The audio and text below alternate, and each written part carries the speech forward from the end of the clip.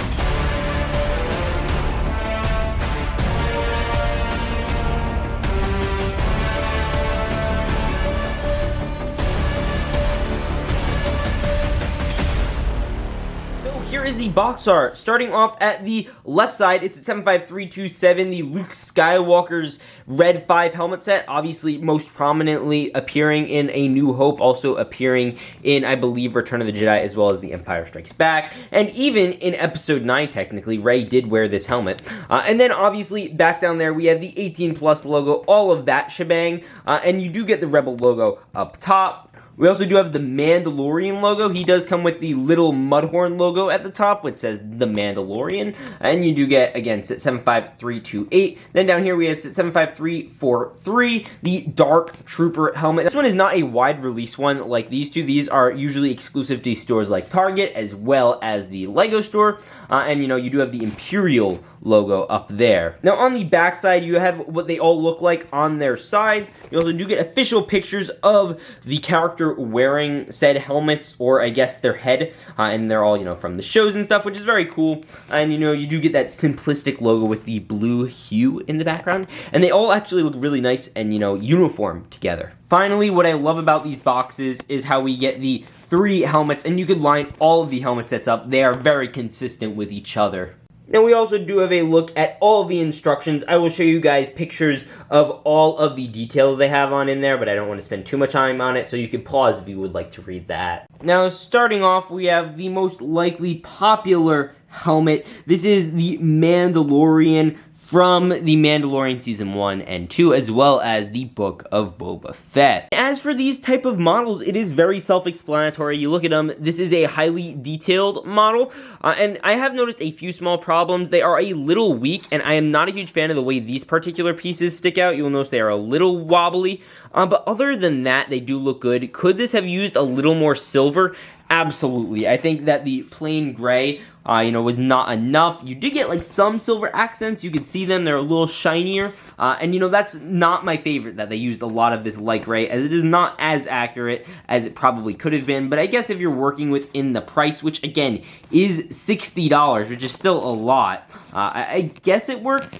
And a minor complaint that I have seen, actually, that I had a problem with this, I thought it looked so goofy in the pictures. I thought it looked absolutely ridiculous. But honestly, upon further thought, comparing this to the Boba Fett helmet set, this actually fixes a major flaw that one had. If you notice, there is that gap right here. This doesn't have that, and I think actually because of that, it makes this helmet feel better. And I was really worried. I thought this one looked bulky in the visor area, and we were used to that Boba one. We'd had it around for about 2 years now, and to be honest, I feel like the Mando one actually may be better in terms of this Mandalorian type design. I feel like it captures it better. It just looks overall better, in my opinion, which is something that kind of fascinated me. I did not expect myself to actually end up liking this Mandalorian one nearly as much as I did compared to this Boba Fett one. Now, the next set up is the Dark Trooper head. This is not a helmet, this is a head, because they do not have helmets. Now, first off, a thing that's interesting that I was not a fan of when it came to building this, there's so many black pieces. It is just a lot, and it gets hard to differentiate. It's certainly a little more of a frustrating build than the average helmet set, just because there are so many black pieces, and it makes me again wonder why they chose this of all things they could have done. And I get they did the Mandalorian, and I do feel like there are plenty of other things they could have done from that show that just would have been better, but either way, here it is. This one is obviously my least favorite. I think it's kind of clunky. It looks better in person than I originally thought it would. I will grant it that, and it is very confusing. I don't know still if I'm supposed to display it like this. I think this looks better, or if I'm just supposed to display it like this, which is kind of more how the official pictures show it look, and I don't like that as much. I think, when you spin it out like this, it looks infinitely better. And with that said, that whole thing is a sticker right there, and that was not a fun sticker. And just because I feel like I messed up a little bit, it just makes it hurt the set so much more. That should have been a print. And there were some prints done specifically on another model, and we'll talk about that in a second. But either way, you do get those red eyes. You get some stickers above it. The mouthpiece in whole just feels kind of off. And then you move it around. It is on an angle. You will notice actually some head joints on the bottom, which is quite interesting. You also do get this little engine thing here. Again, I'm not entirely sure what these parts are called. I don't think anyone is. And then you also do get some greebling on the side. You get those little grills. And a problem I've seen with this set is that the head is not rounded, which I think is a fair one, but I don't think that's the big complaint. I really think that if you just made these particular fins a little bit bigger and a little bit more emphasized, it would look much more like a Dark Trooper. Now, a problem I have with this whole model is I don't feel the Dark Troopers are nearly as iconic as anything else that has been released in this line, and I don't think it just has that kind of appeal. I don't feel like you could put this on a shelf and people would be like, yo, I just don't feel they're there yet when it comes to Star Wars. They haven't been around long enough. Maybe if we waited a little bit, but I get they're trying to cash in on the Mandalorian success. However, I would say this is certainly the least likely to be recommended one, and we'll talk about that more a bit in my thoughts section.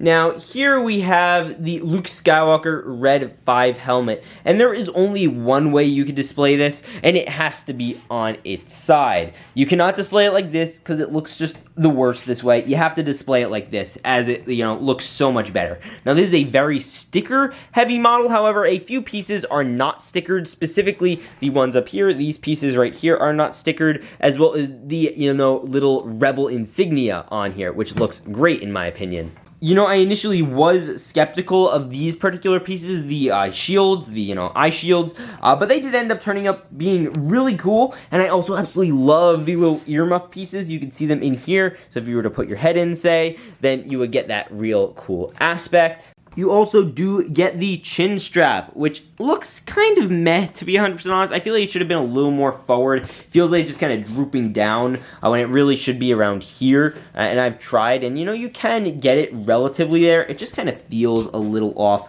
no matter how you position it. And it's always going to look kind of weird, just because that's the way LEGO works. Creating straps is not like the easiest thing to do. Then on the side, we do have all of that stickering, and then all this goes around. One of the things I was not a big fan of is them using these particular yellow, they look like spaghetti noodle pieces. They do not last long. They hurt the durability of bricks. And for this being a specifically adult collector display model, they're going to have these on their shelves for a long time. I feel like that kind of hurts the durability and longevity of this set, because that's like just not a great thing, and they usually especially don't do well under dust, and if these are shelf models, that's going to seriously damage it in my opinion. And another thing to point out, these pieces right here, this dish, that is not a sticker, and then obviously most of the other prints you see on here are indeed stickers.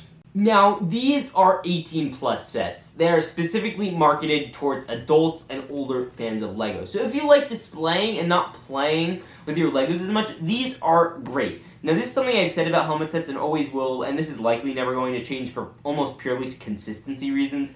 I'd like to see minifigures in here. I know adults like minifigures. I really don't see why they couldn't do that. Just have one on the little side, like a UCS set. These are not particularly rare figures nowadays, but it would just be a nice little thing I feel like that would add to these particular sets. Now, a thing that I find fascinating is these are $60 sets. And they still come with a decent amount of pieces. They go anywhere from, 575 pieces to close to 800 pieces. Ironically, the most pieced one being the least liked one, the Dark Trooper. And honestly, if I had to advise you on which ones to buy, I'd say you have to go with Luke or Mando. Now, beyond that, it's up to personal preference. I would almost disincentivize. I would say this is a bad set to get. Beyond it not being an iconic character or build, at least in my opinion, I do not like the way it looks. I do not like the way it feels. I think it is just a bad design, in my opinion, and I think just having a severed droid head attached to a mount is not very cool. I mean, you could throw a B-1 battle droid on here. I don't think that would look very cool. However, I do think Mando is cool, but if you're going to choose the better value is certainly going to be Luke. But again, that's really up to personal preference if you happen to like the originals more or the Mandalorian. Now, something I always struggle with these helmet sets is the price. $60 for this thing. And they are not big. They are about the size of my hand. Realistically, if I was to recommend buying these, I would say wait until they're on sale for at least $10 off per. I quite honestly think these sets are all $10 overpriced. So, if they were all about $50, $49.99, I think they would be perfect. But if you do happen to like them, then I strongly recommend you check out my affiliate links in the description. With that said, I will see you guys all in the next one. Tell me if you would like to see me review last year's helmet sets as well as 2020's in a full in-depth review. I will see you all in the next one. Remember to peace out and stay awesome.